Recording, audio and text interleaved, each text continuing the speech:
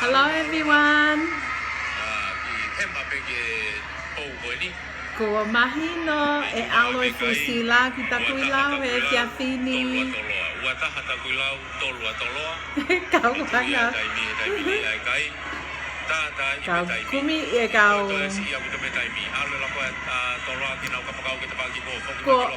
Ko ita kakai o toito. Mai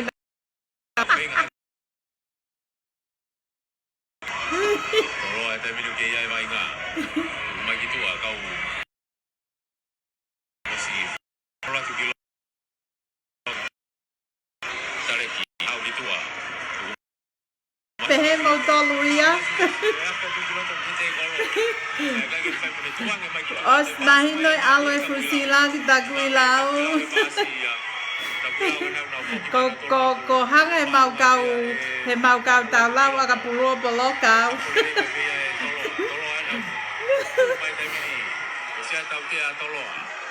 O si ma LAHI lau he ahoni.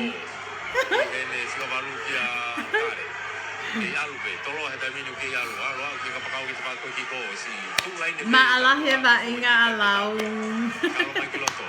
Hello nete. Hai maafu. Còn nè nó cuối còn phải METALI đi.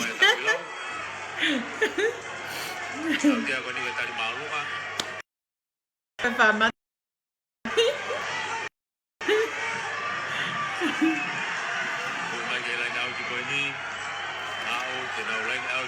Os imagino.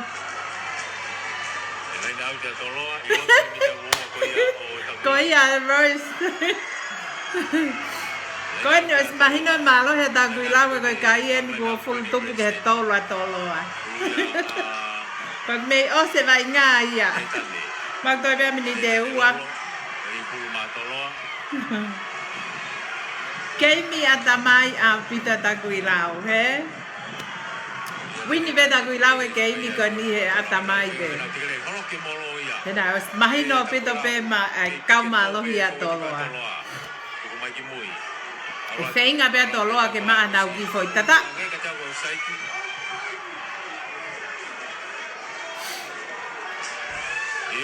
Feinga be TOLOA ke ma anau foi tata.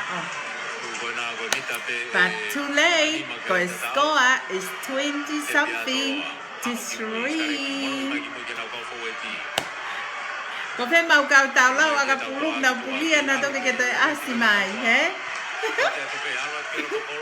Feinga bena TOLOA maha ko lava pe foi tata TOLOA ko o se ke ni.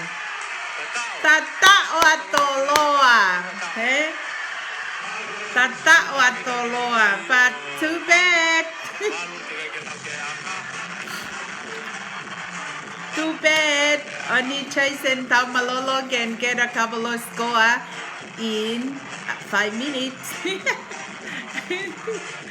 Too bad TOLOA. Ko hela ia mautimi he va inga. Ko ia Rose puria ia ko lomia tau ia ke te kia tu o pange ko ke Asia pesi. But who cares? Ko puri kau TOLOA mohe. Makana mo mohe ho ata. Coi mày phía của Osaka ni phù Sila của alu ki niu ko kai. Yeah. Kato talo floati a LAPAHA ia me aneafi. Lele anepo. Coi phù Sila của alu ki Takuilau có ya Lucia Ko tale mau aneu humosio e polo kalama po mo mau fetangi hi kai ke va inga ki fika valu ati me Takuilau e ahoni pat mo oni be lawe ki tamasti i ma paketo aka tu e futo a he ma la hi va inga Takuilau e ahon ko ki ti me Takuilau ko Loto FE'AUHI ha akio mau no pe ia ku whakape whakalang he wa inga he ahoni. He? FIEFIA mau pele. E foki ki LAPAHA moi fu Sila. He? For the first time ever. Koia ko ahonia ko tau teke au be ma po apo. Yes, my favorite bunga kawa inga but ena pa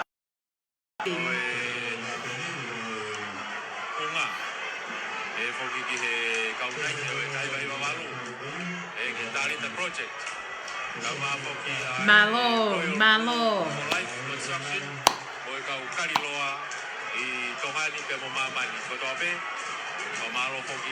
now I can see why Tele and Toloa and Liahona always fight over this rugby.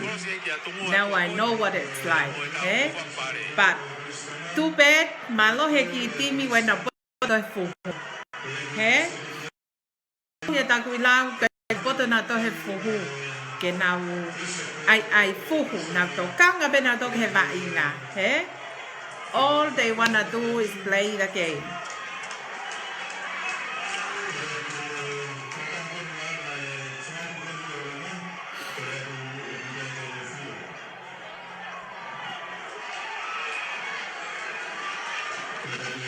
FIEFIA Fankita Maiki. Thank you, Toloa, for awesome game. Eh? Thank you for awesome game. Fakafo ofeva inga. Always ko pau ke ai time malo hi ko pau ke ai time fo. Eh? But mau FIEFIA ai be mau dolu ya fere a mistake ya Toloa. Koi kai koi wataha ke hongo full. Koi kai ia.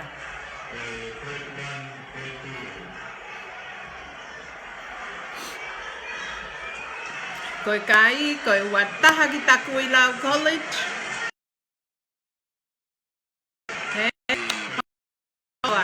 Fia la ho mau ki college. Ho mau na te whaamu mai ke ilo ka panai ama po TOLOA LAHI. But mahalo ka mea pe ke loka e pota ke o te mau lava o ki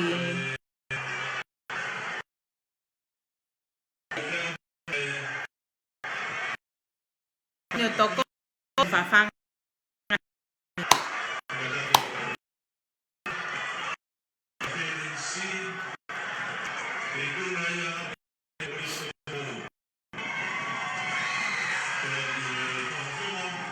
koe whakalau mai ene whainolo koe whankitimi na e whainolo.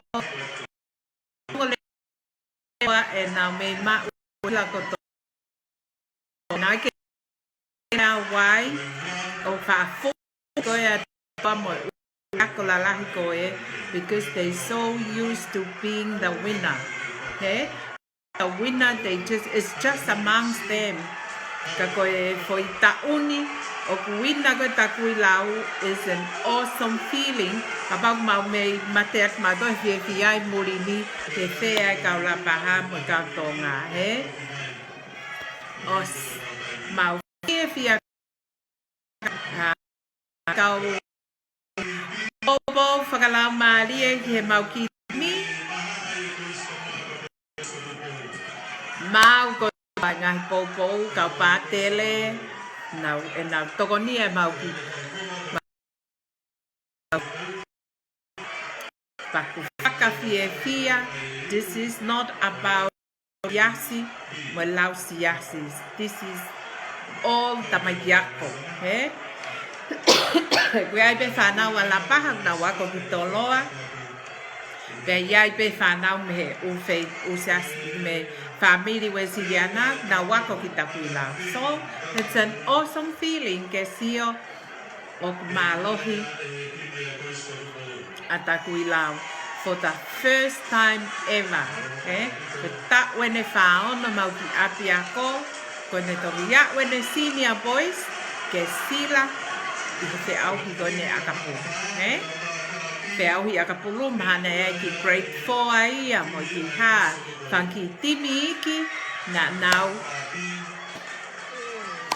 o si Sila nau dolu ia he in so many years ago ka koe ta uni 2021 October ia Takuilau College winner ai Sila for senior boys for senior boys ko kuki I nephew o he timi a Takuilau na fika tahaua he ahon ko e kita masii mahmahaki but his heart was in rugby na tupu hake mo ku big brother he Akapulu lele Akapulu a LAPAHA lele ko ia se ko lai tau FIEFIA doai pe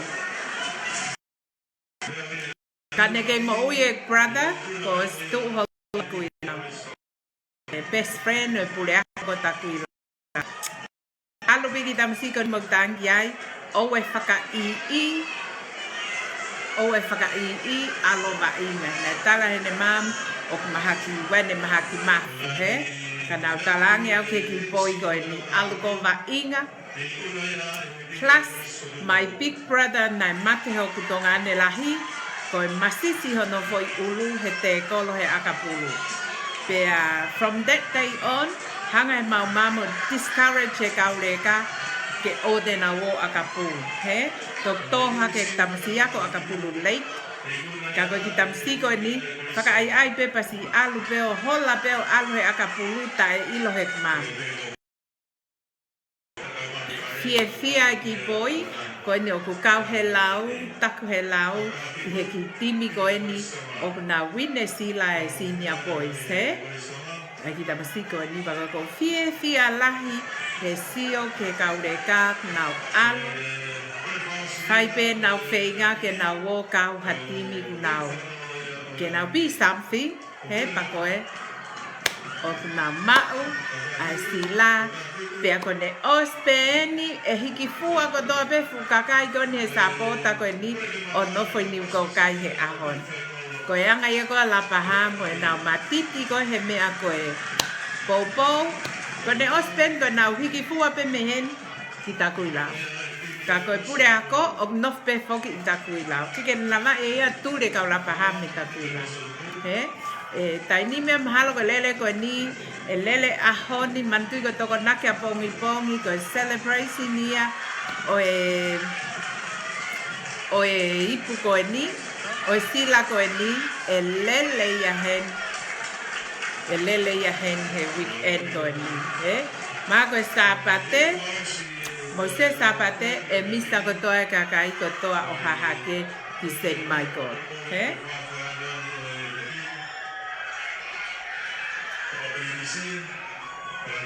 Carnival fotofilien te que le foak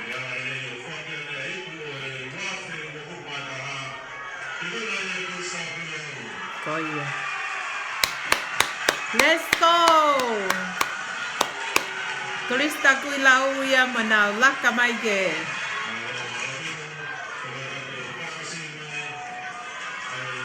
ko mau kolofo kone hoko koe mea ko pau ke na wo ke no pele o mau kolo ka koe ahoni paka FIEFIA LAHI FIEFIA no pele na o sia uge FANAU Akapulu to FIEFIA no pele ko ne ha whake I pu ki e whakita mai ki peo Takuilau me LAPAHA ke na wo moia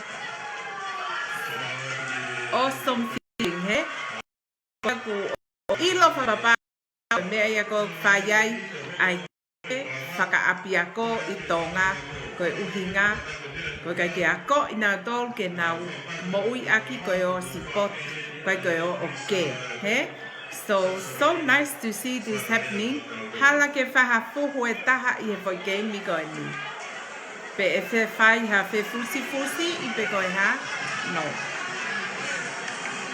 o sen al Takuilau mo I puon o nofo I uta o na o nofo I LAPAHA kai ke whaha ke I nuwalofa you watch this kai ke whaha ke I nuwalofa he ko upi o ala Takuilau LAPAHA Kapau na koe ale na toloa, koe vainga na toloa, pea tere o ku kai e nau tau lau. Kau Kolisi tutuku mo i kakai itua. That went on the field, he? Pako koia ko FIEFIA ko sio ki ai, o mawe chance o Takuilau ke na wo mo i puki ki hahake, kai oe whahake i kolo. So, ko e senior keo sa Takuilau, na nau ma mo na dole ipu ko e FE'AUHI netball, ai tamai FIEFIA. So you guys can see, ko minista ko e lea o whaka ai mo e whakamalo, he? Ko mea ne tahana o sio ai i he lele ko ne laivi ko e ni. Lele ko laivi, lele mo kau tohi. E kusio ko ke kakai, e nau lau ko ke whakamau, he? E kusio ke kakai, e nau lau ke whakamau. Ka pau o ku mo sio, i he o vainga ko e ni, pan mo nofo o lau ke whakamau. Ko ngā welahi ai whakamau o whai i he loto mala e vainga, ko no kontrole o motimi, ke na vainga e kai ai keimi, he? Na vainga e fo i pulu. Oku lahi ang whoki e tau tolu, tau whekakawat ke kau whakamau, he? Tau whekawat ke kau whakamau. You have to be able to run on the field and be a whakamau. Ke ilo e fumalai Akapulu, hono loa ko e fumalai Akapulu, ke te lere ai ko e whakamau i ha team, he? Ko e whakamau i ha teami, it's hard work. Very hard work, ka koe hange ko lau mahino a kau sipoti, ka kai na wanga sipoti, ma ka kai ta sipoti, ko na mea pe whai ko tohi lau. Lau ke whakamau, lau ke ha, he? Ka kai ke nau whakamalo i ai, ai vainga, moi mea ko whai whakamau i malai vainga, he? So, ko ia koe ahonia, talpeku aha ka neuhu, mo whakakau i, ai so mai ko ki mea lan mata pe mao, he? Ki pepa nai mao ma ai ki mea pehe, mo ki top hina pe wika ha lava ha mao ma top Takuilau ke tui.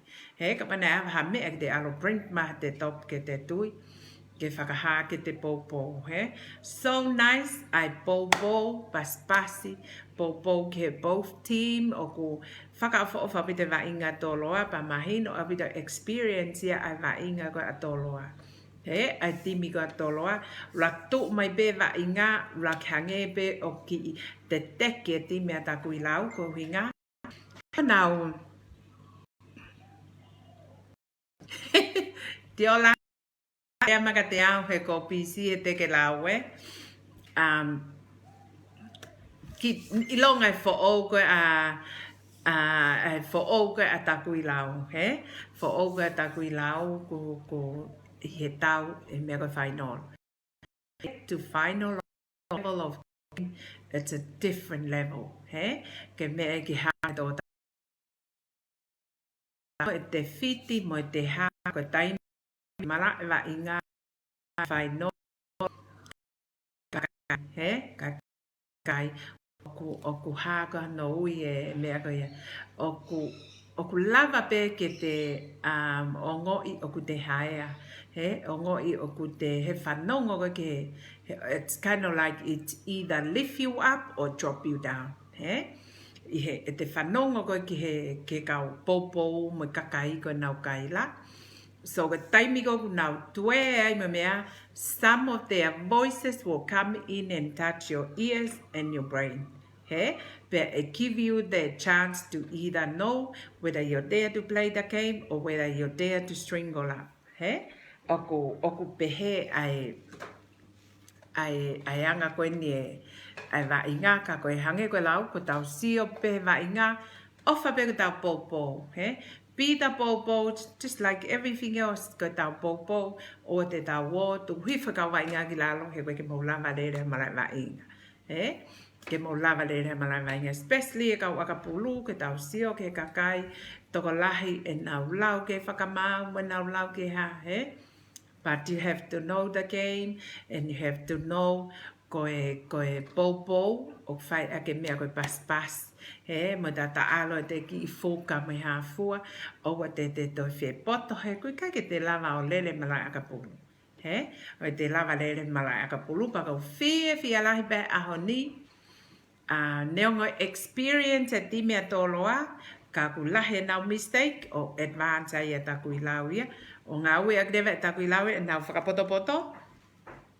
O nā wine nau toi kei mi e ahon. He?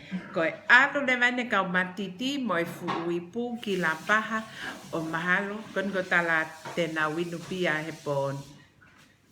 He ko e kakai ko LAPAHA o nau matiti.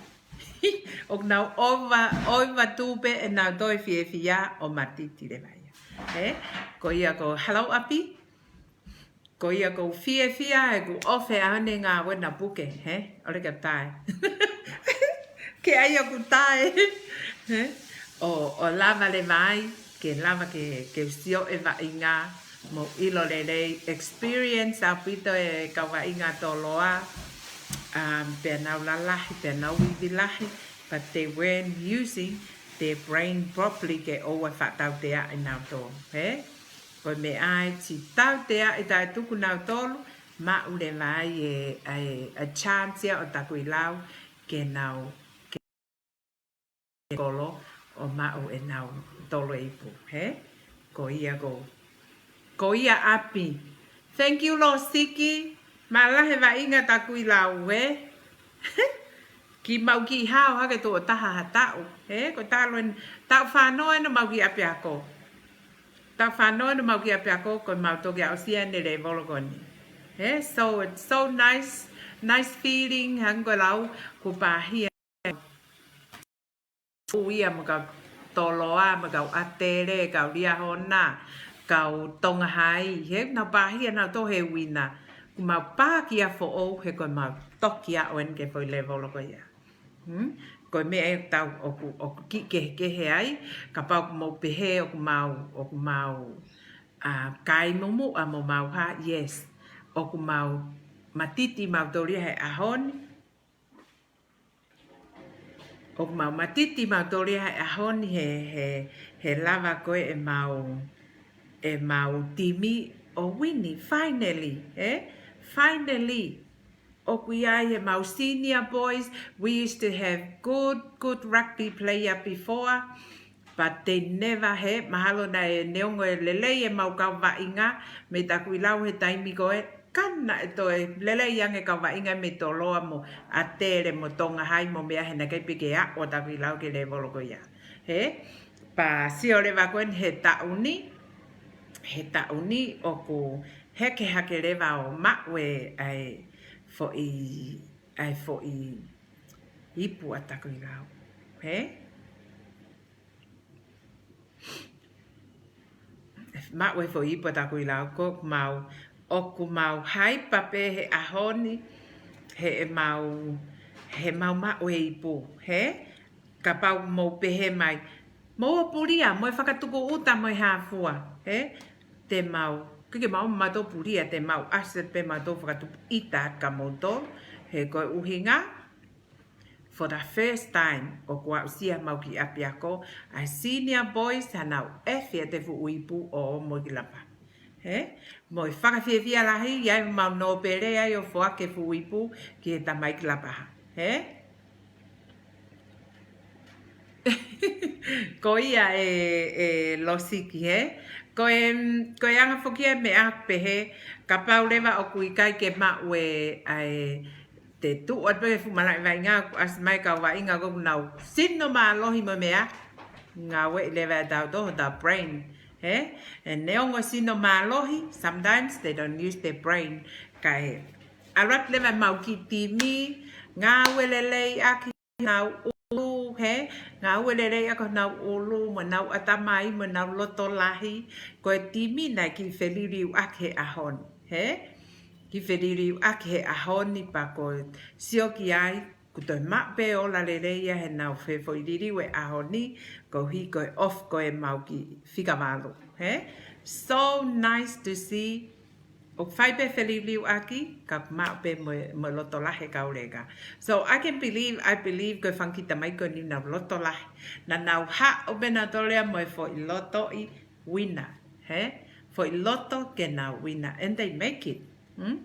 Ko e mea, ko te hopo ke loto malai wa inga Akapulu wa inga. Haili ana, pas na.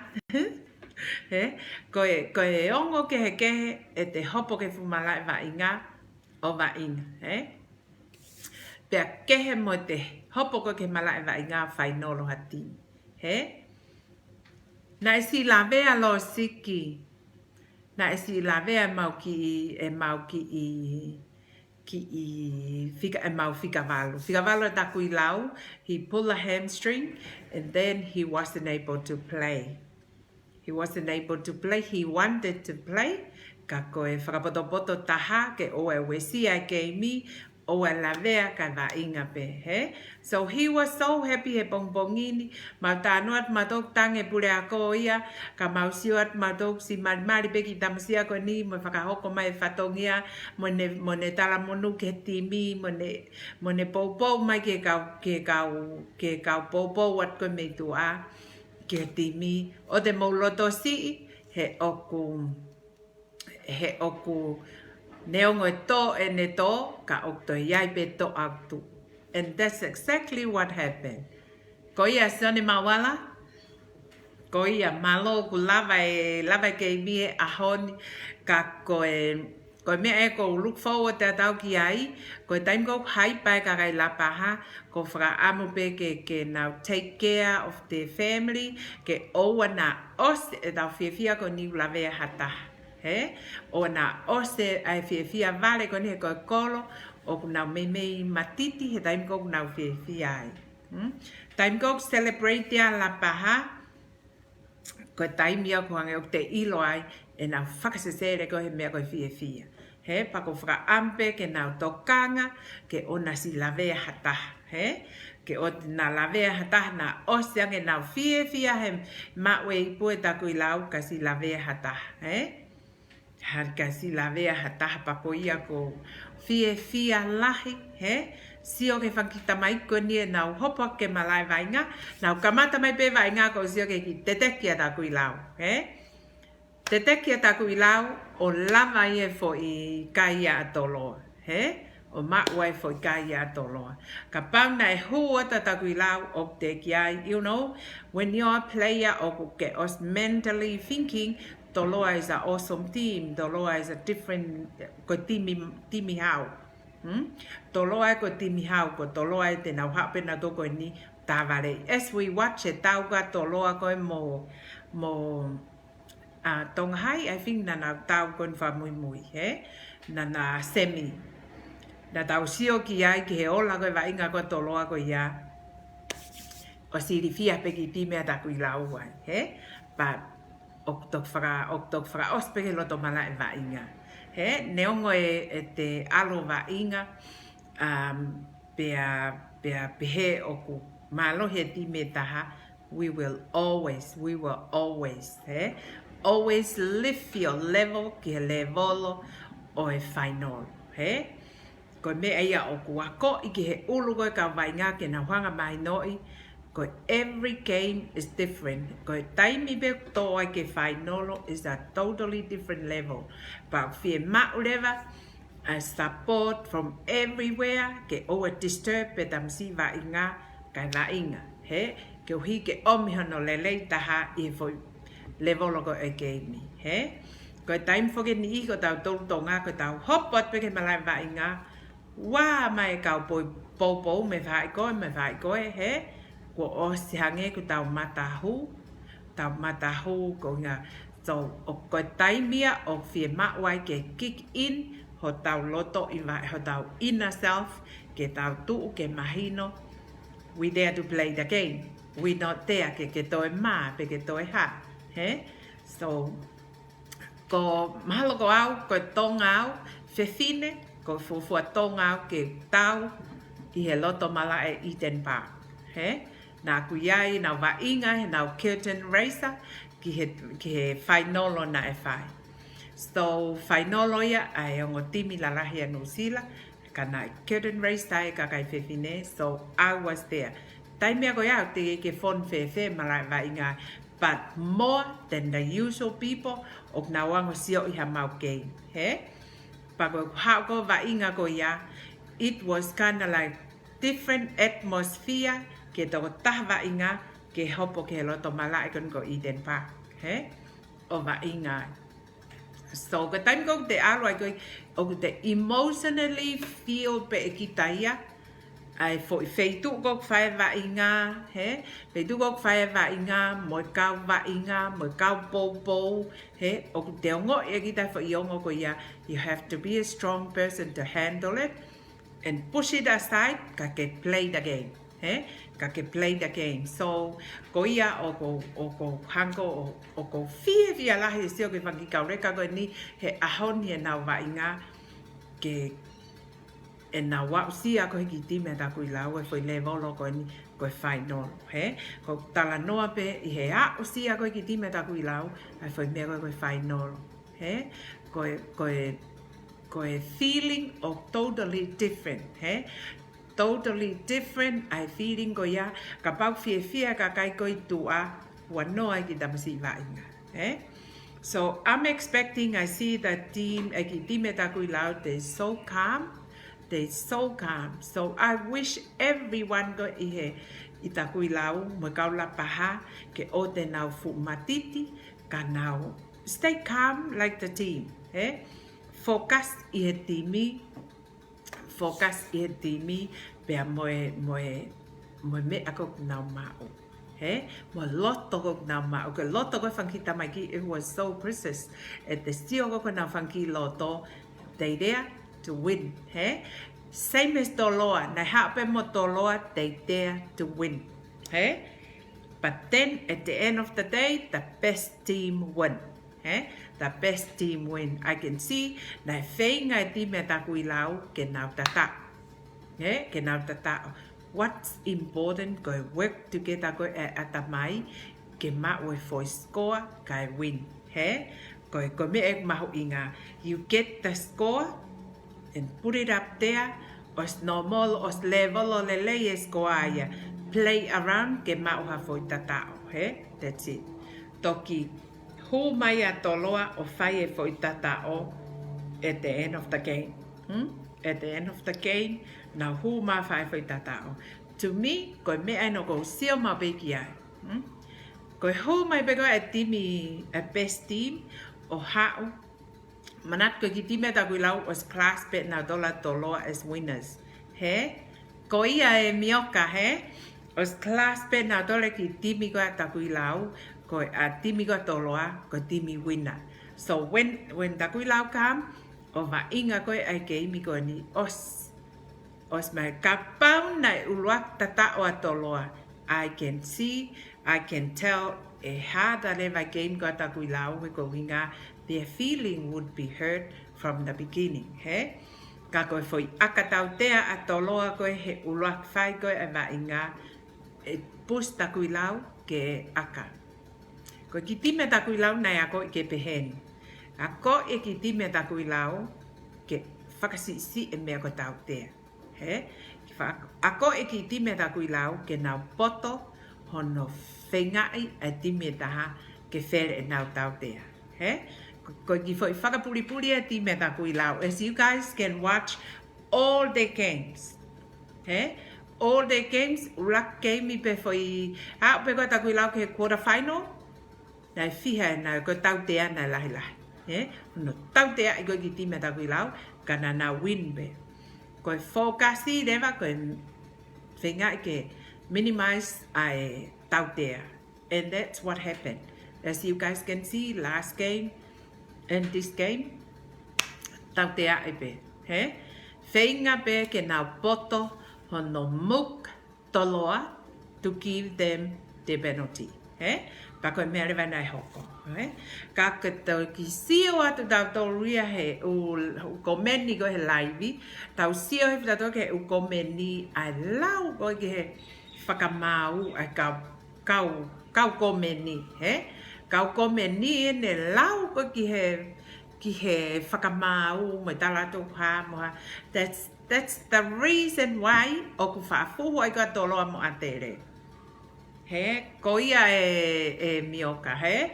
Whaafuhu ai kua toloa atere ria hona Tonga hai. He, me sai pe a Tonga hai ia mo at fo o. It's atere ria hona toloa. Ko mea kok nau whaafuhu ai ko hinga ko ngahi loto pehe. He? Tuko whakamau kei mi. O e tamai ki ako o vainga. I e kei mi. Ke hui ke na wina. He? If you knows how to hop on the field and play the games, you will never worry about the whakamau. Okay? Your job on the field is to go there and play the game. Your job is not to go there and be the whakamau. Okay? Pako tau tau lewa kau poupou, tuke ai e te mea kovi, ki he tamai ki vainga, be the poupou. He? Paspasi. Elisabetta, so mai kok foi teke lau e ko ki lai pepa na alo mai lan Takuilau o ai e ke ki vesta. Ko ia pe, ki te aha lanu ia koe foi mea pe nai mau mai. Kai ke aha mea ke mau ke aha foi topu lau keu. Tapi di holo mo ia. Na ke sio at ke malai vai ngā peta ko toko waka nā la ko nau ela mai mo. Whetong tong hio no ngai foi te unga lau.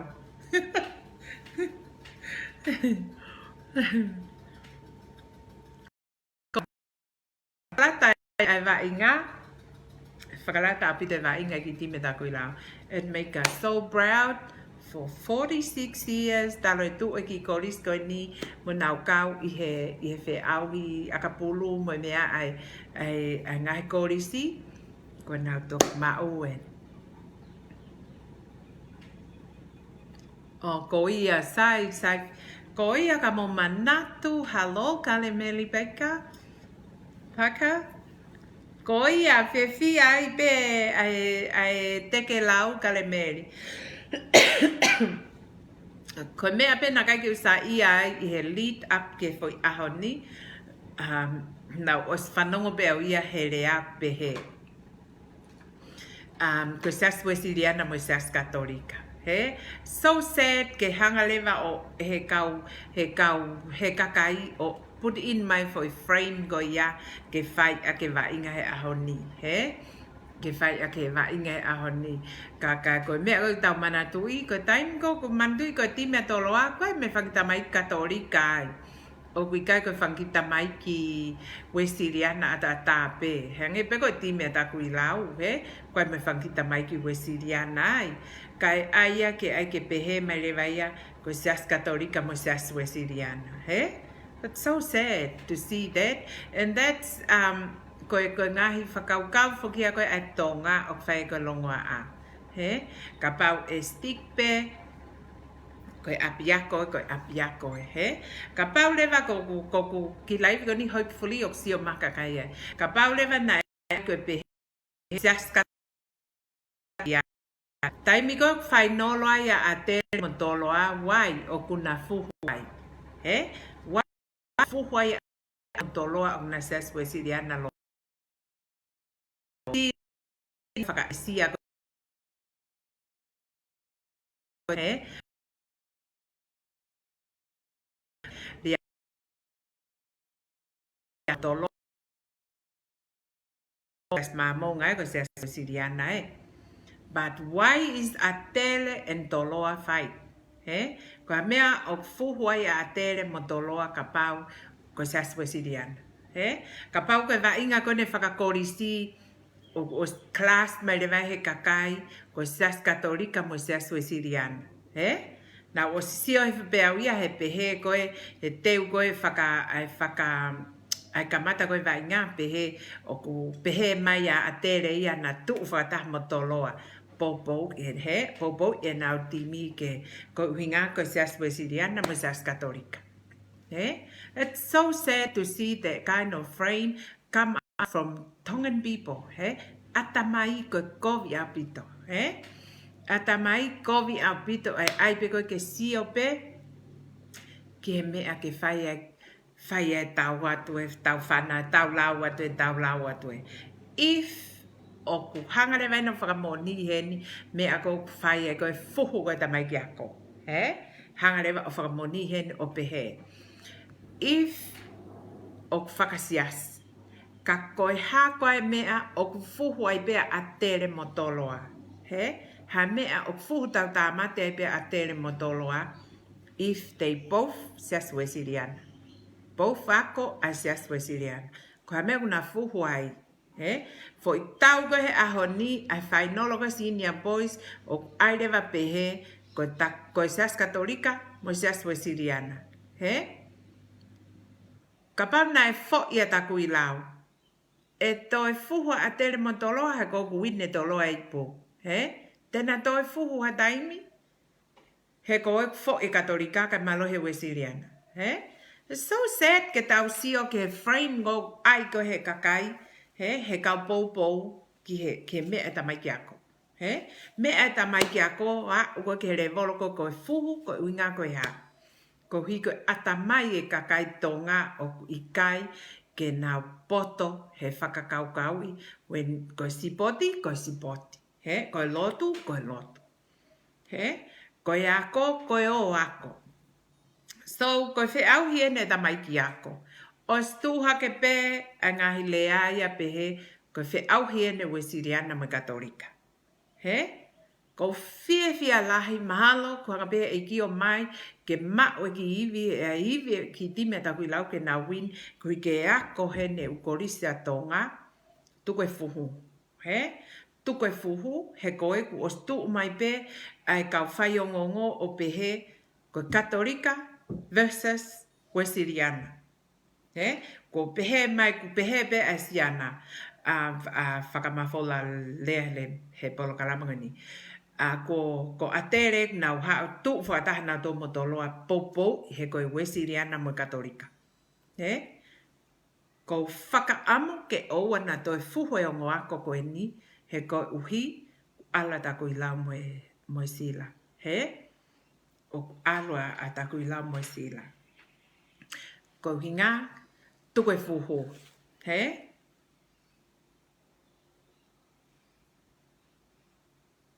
Oh, okay. Ko kita masia hai e sekolah. Okay, I can see now ho uhinga. Surya stol. Ke ka tamai manatu ia se ini na si mate na alat whangamogopuna maliala tai o whahuai. Oh, that was good. He? Ke tau si ole vai. In our family, ko kau Akapulu ia nau Akapulu penau to. He? Nau Akapulu penau to. Ka ko hinga ko tau ngā sias ke he. Ka ko tio le vahen he ahoni ko whamalo o ko hanga lewa mahinoi ai me an ko whai ai ko e mosio e tauni hao koe ke whaha fuhu e tamai ki ako. He? He ko hi aloha ke whoi ki time Takuilau malo ia te ki timi koe malo sias ko ia. So mai ko lau pe ko whailan mata pe. Ko hanga lewa ko wha moni. Mo manatu ko ta o ko tope ko lere pe ai Akapulu whakaako mo lere fuhu ko e kau uako. He? But so nice to see ke whafo. He ko hi ku hao e ki time Takuilau, malohi mai fe ki time a fe, malohi mai ki time a fe, malohi a tere he, malohi tonga hai. Aloha ko ia ke whahalongoa. So, I hope e ako he ngahi ako mo kakai o Tonga, mo kakai koe kau popo. He koe kau Kolisi tutuku ko nau tolu nau ko whai koe kovi, hono kai la i koe mono ai e tamai ki ako ke nau fuhu. And I think koe kau Kolisi tutuku e ko ato tui ko nau te unga ko o fuhu. O what kiu, he? Malo he tau timi pa ai me lok tau nika ke tau whakataha ka ki holo. Pa e he mo taha tau hulo hula.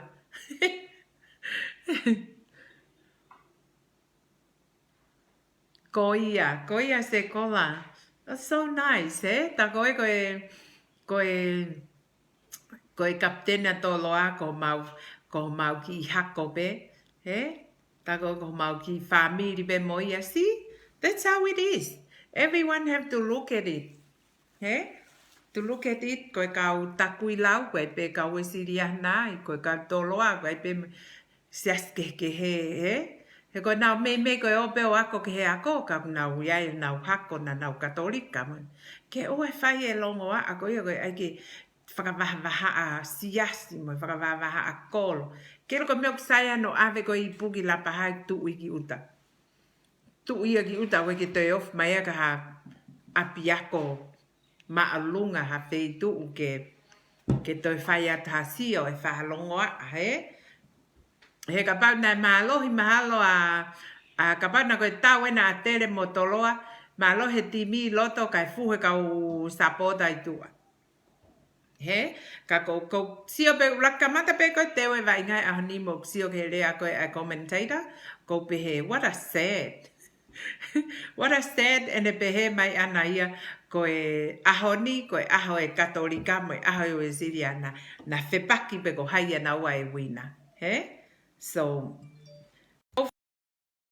a game ahoni FAKAFIEFIA, he? O la FAKAFIEFIA, ke ilo nau FIEFIA lahi pesi e vainga hala ke aki reka e lavea he?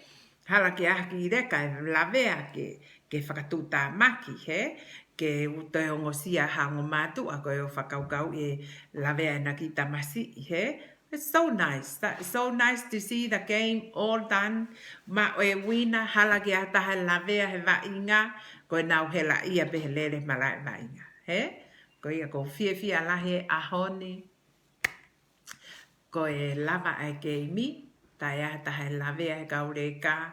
He lava lere mo e whakamau. Whai e ni ngāue. Whai e ni ngāue he mala e. Neongo tohi a tia a kau kakai he laivi mo lau atu. Koe ki hongo i ke whakamau, he whai pe whakamau. Toki alpe whakamau ia to e replay e foi game ko ni o analyze to ene whakamau. Tap foi whakamau e toko tolu na nau iai whi toko ni aki so. Ake no tei ko au ia ko toko taha koe ke te sio aka whakamau, whai hane foi whakamau, hane tau hane tutu uni he malai vainga. All you have to do is think about it, tamasi vainga koe hao foi kofi ne whai malai. He? Koe ha ho mea nei whakatupu ai tau tea, koe ha ho mea nei whakatupu ai mole pulu, he? Koe mea pea e tamasiwa inga ke ako ai. Ke next season, o ko nau poto me kau whai ako, nau come in, o ko ia e lātu, hei lātu, ko foi hu mai ena koe nā o angarerei mai koe hai uhi, he? Hello my cousin Maile. Thank you for all the support of Whai me hasting ina ke tau timi. Pako tam ok ma e foi ola ia tau FIEFIA, he? Ok tau FIEFIA ko tau. Tek ke Takuilau pe ke he IKUNA. Ka ko hange ko lau maile os kolo pe ma ki fo i tu o taha, he? Tu o taha he ta o e fiha. Ke mao he tau ki timi ha fo i ola pe he vainga. He? Ke mao he tau ki timi ha fo i ola pe he vainga na te kia ke tau. Masi, ko ai hake telefoni he ko whi mau ke taha ki hiwa. O asa ke ia ko e ko fumea. Keino ku e ku telefoni maile. O ku... As me enia ke alo so pingi. Koe ka whi so pingi he ko... A whole lot of MailChimp smarts can mean even more sales. Kai ai ke toe...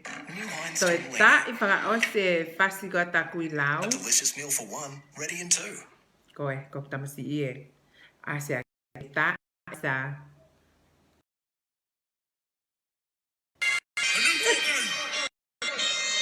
Koe tau hi whanongo hiva Takuilau.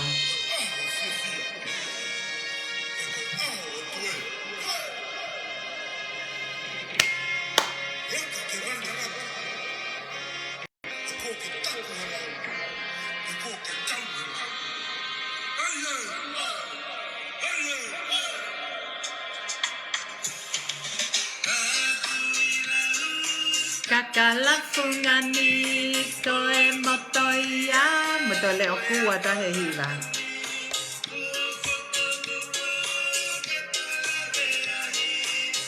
Aki fanong na kong kam sila hiya ne hiva koe.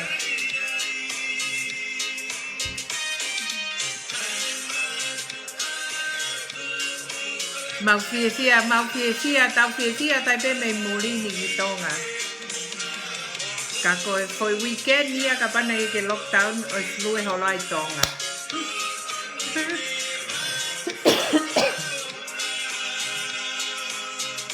Mea pe ke lockdown ke nok mao. Koi a mioka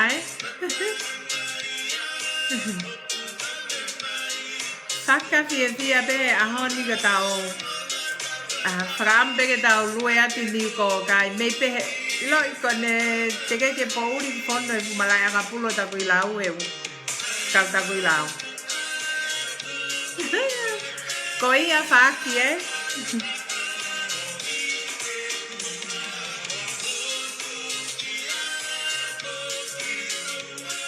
Koi a mioka. Osea te matu a tu i Takuilau. Ei, pano, puri a ki he na ke lea to taka koe. Puki tua na ke lea to taka koe. Aha palafuia e lere ka i o wataha.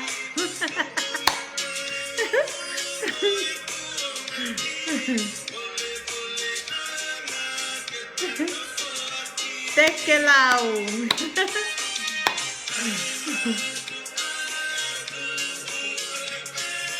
Laka ke taha I he kuonga monu ia ko ki taua to tonu lewa ke whakahonga.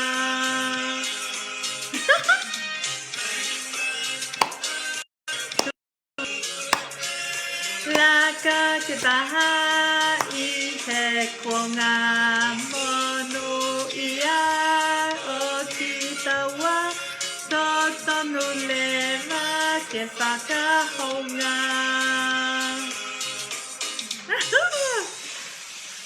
Ai pe ke tau ki ka.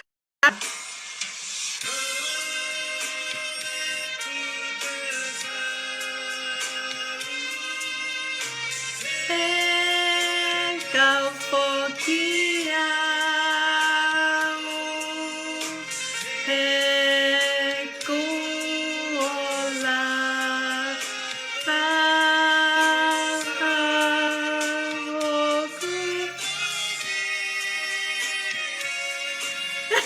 Koi a mioka.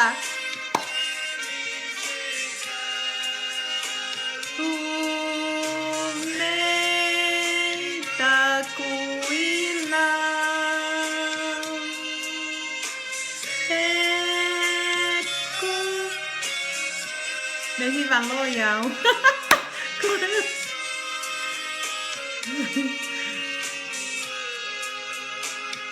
Mẹ asma ai bên ta mai bên nào tuổi hy vọng bảo hy vọng mới là nó leo cụ.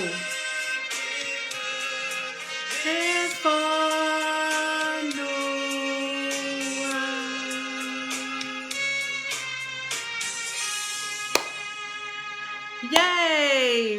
Tàu coi ahon coi ki foi hiva coi ni e hangea tha ve no hiva I Takuilau he. Ko whaamawe ki Takuilau ke nau. Whaamawe ki Takuilau ke nau wa tuo tai fi. He? O lele I fi ke lele I fi ya ke mawai nau tuisi. He? Maha ko stu e ngahi ti chei Takuilau ka koe toi pe hakau hiva ke nau hiva. Nyoka, koe ke toi manatuia e au ke tuolunga aha ku lunch ke ukai. O si bek koi shake your breakfast te ki ke tu au ke aha ku haku kai, he? Maha lok time ke tu o aha shake. Koe ahone te ulai ki pe au ya. Hey, la tu ki tione tap ni o ngutu bene ke toi rea, Taha masila mea pe mo wina. Venga, otra que hago mentali di maya. Hago tokan mai que aye me aquí fisi. Koe. El cama KIHE o tu he que toco kukete.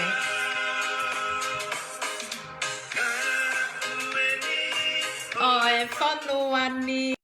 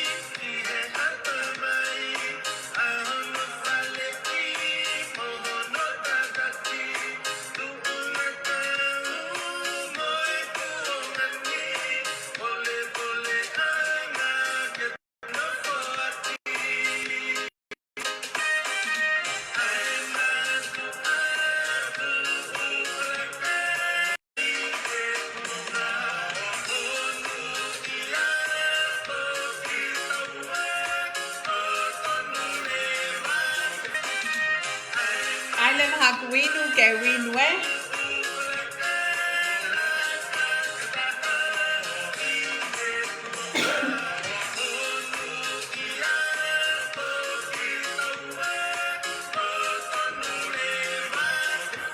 Ada gi waile dainin ye.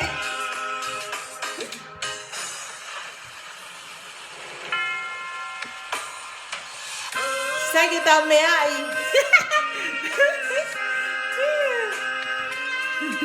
Sakit me ai la tu kione.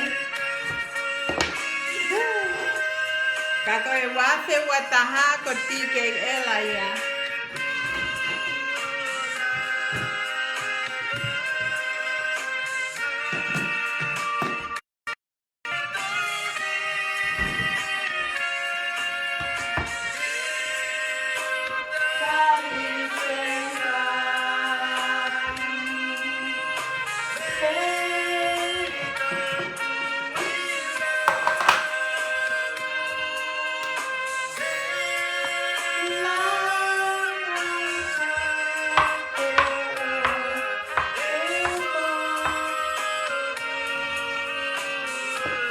Taki shaiki ke winwe.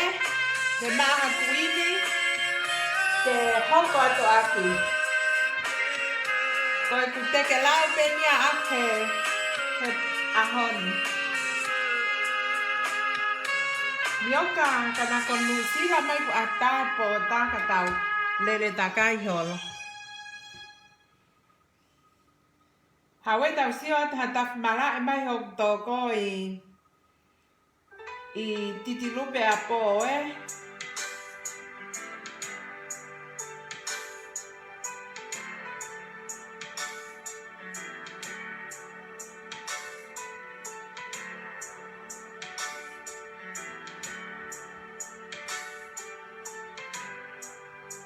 Go away. No, I don't want that.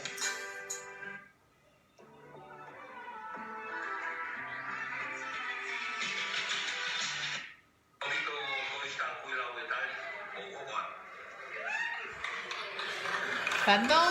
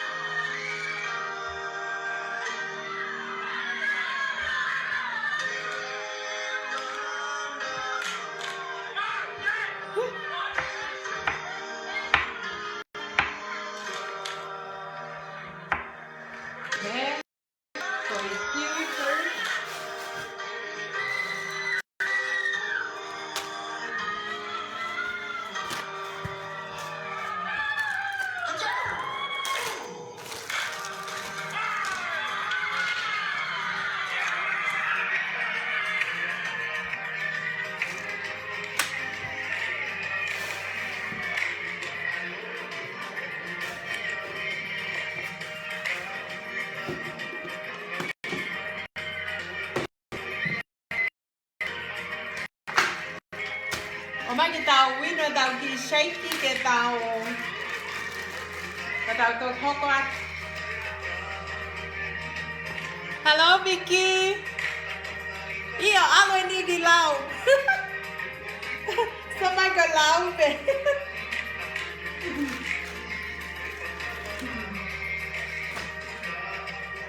Hange lau mau FIEFIA pe he Vicky ko pa kia for all, he? Kai pe ke toi whakahala ia ka.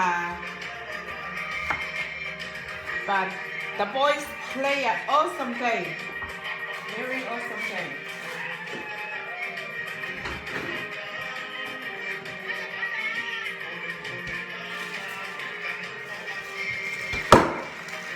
Talo e ane ho ai breakfast. Moi ko hae bea o ta utu o sio Akapulu. Ko tui ke aha kuiwi ke tō mako ke ko ato a o kupe ke asa ngai kana dogo la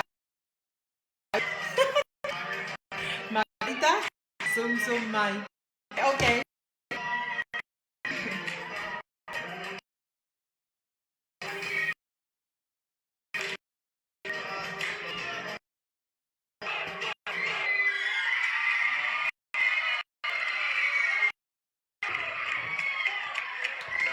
Ai iha foi.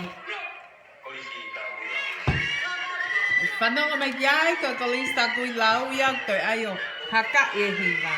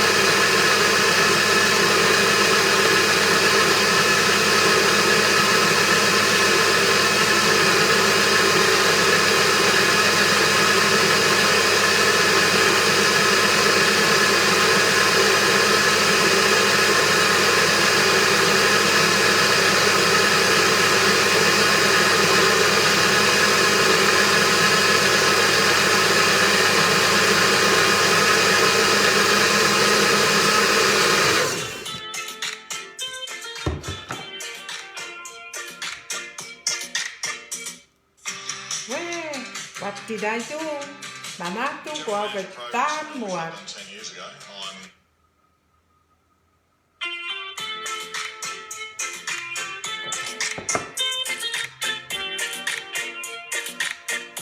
Mo whanonga mai tau, whanonga iwa.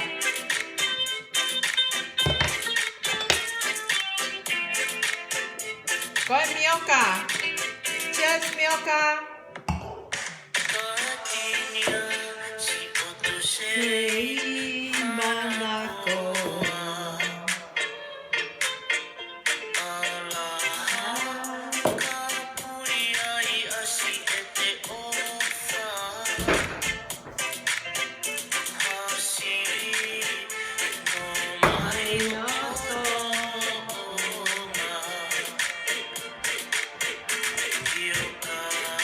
Mioka, cheers.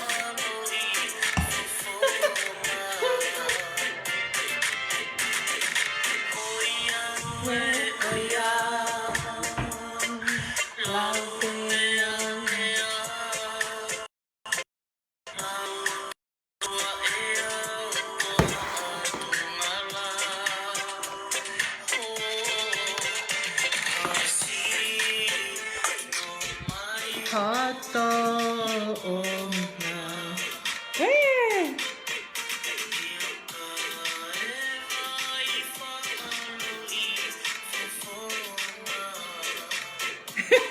Koia e Vicky e.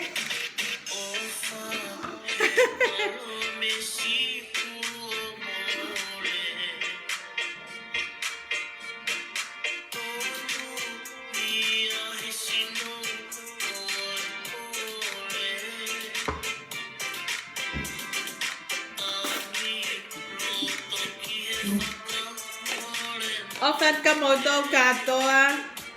Malo mo wafe mai o lave mai he. Ko tali ni ko ai ke ofu ka huki he sum e mau to wako. Ke huki mau sum. Pa ko stala mai he ko stutuku ke huang.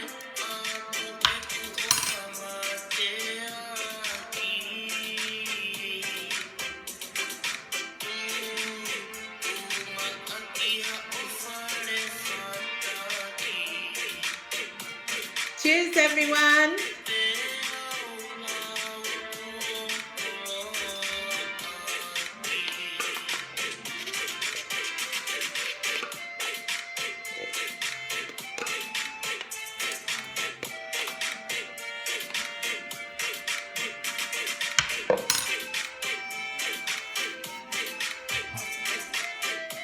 Cheers.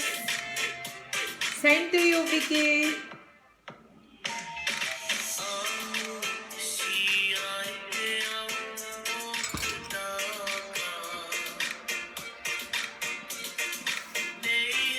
Ofat ke dota. Ai mau Kolisi Takuilau Australia ni.